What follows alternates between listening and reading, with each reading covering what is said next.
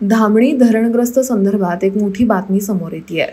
धामणी मध्यम प्रकल्पग्रस्त गळभरणीचा शुभारंभ येत्या 9 तारखेला मुख्यमंत्री एकनाथ शिंदे यांच्या उपस्थितीत करण्यात येणार आहे।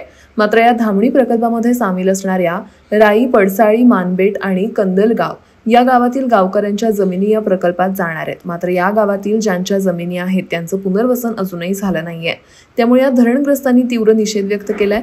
यावेळी घरभरणीच्या निमित्तानं राजकीय कायदा घेण्यासाठी स्थानिक आमदार आणि प्रशासनावर दबाव आणून धरणग्रस्तांच्या चुलीत पाणी उतरण्याचं काम त्यांनी केलंय असा आरोप यावेळी करण्यात आलाय।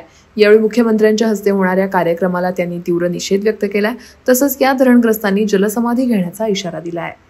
उद्या बुधवारी 9 तारखेला महाराष्ट्राचे मुख्यमंत्री एकनाथ शिंदे साहेब या ठिकाणी येऊन धामणी धरणामध्ये पाणी साठवण्याचा कार्यक्रम या ठिकाणी करत आहेत।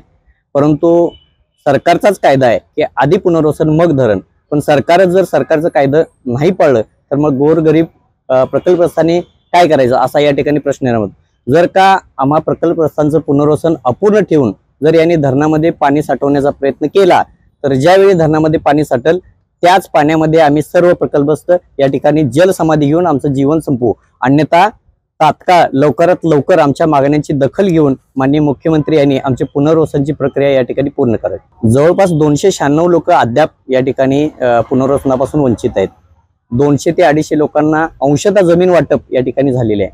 2 गावांमधील 3 गावं या ठिकाणी पूर्णतः विस्थापित होतात। यापैकी राई गावाची 2 गावठाण झालेले आहेत। त्यातील काही लोकांना भूखंड वाटप करण्यात आलेले आहेत, परंतु वसाहतीमधील नागरिक सुद्धा अद्याप या ठिकाणी पिण्याची पाण्याची व्यवस्था, रस्ते, स्मशान शेड यासह शाळा कोणत्याही सुविधा या ठिकाणी अद्याप अजून केली नाहीत। आणि तामकरवाडी आणि शेटेवाडी ही 2 गावं तर अजूनही पाणी जर धरलं तर पाण्यात नदीच्या काठाला आहेत, त्यांना अजून जमीन आणि हे वाटायचं बाकी आहे। एवढंच नाही तर अजून धरणाला लागणारी जमीनच यांनी संपादन केलेली नाही। संपादनाची प्रक्रिया चालू आहे आणि जी संपादनाची प्रक्रिया चालू आहे ती अतिशय चुकीच्या पद्धतीने चालू आहे। याविषयी आम्ही वेळोवेळी शासनाकडे कळवलं आहे, कलेक्टरना कळवलं, तरी पण त्यांनी आमची दखल घेतली नाही। आम्ही नाईलाजाने हायकोर्टात गेलो, हायकोर्टाने आम्हाला एका पिटिशन मध्ये या ठिकाणी संपादनाला स्टे सुद्धा दिलेला आहे। आणि यांनी जर आमचं हे नाही आमचं म्हणणं ऐकून नाही घेतलं, पुनर्वसन किंवा संपादनाची प्रक्रिया पारदर्शीपणे नाही केली तर आम्ही भविष्यात लोकशाही मार्गाने आंदोलन तर करूच, पण न्यायालयीन लढा सुद्धा आम्ही लढण्यासाठी सक्षम आहे। स्थानिक आमदारांना आम्ही वेळोवेळी या संदर्भात कळवण्यात आलं होतं, निवेदन देण्यात आलं होतं, पण स्थानिक आमदारांना या ठिकाणी जी विधानसभेची या ठिकाणी निवडणूक येत आहे त्या निवडणुकीमध्ये या धरणाचा फायदा घेऊन त्या ठिकाणी आपली राजकीय पोळी भाजून घ्यायची आहे। त्यामुळे या राजकीय दबाव वापरून, शासकीय अधिकाऱ्यांच्या दबाव वापरून या ठिकाणी प्रकल्पग्रस्तांना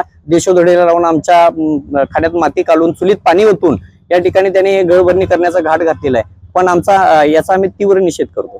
धामणी धरणग्रस्तांच्यासाठी मी काम करतोय आणि भविष्यात जोपर्यंत धामणी धरणातला शेवटच्या प्रकल्पग्रस्ताचं पुनर्वसन पूर्ण होत नाही तोपर्यंत आमचा लढा हा असाच चालू राहील।